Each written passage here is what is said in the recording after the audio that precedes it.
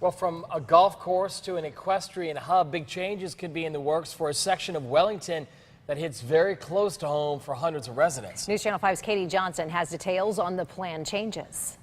Monica Valencia and her family just moved to Lakefield South from Broward County 4 months ago. Buying this home, she says, for the view. We came all the way here and bought here because we considered that we wanted to be in a residential area, not in an equestrian area. The site behind her home was once an active golf course, which has been maintained but not used for at least 10 years. Now, that could be changing.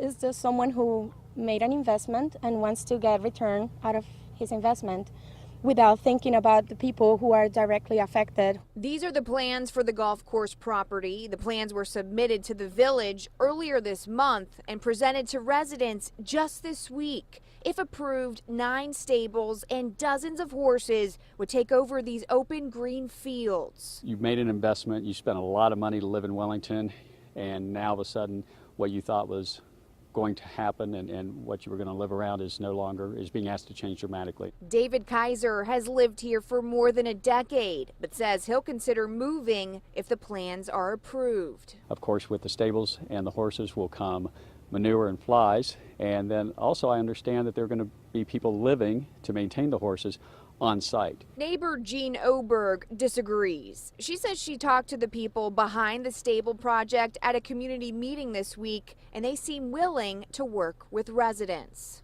They were very open. They said they're going to be our neighbors and they want to be good neighbors. And I have to believe that they're going to be good neighbors.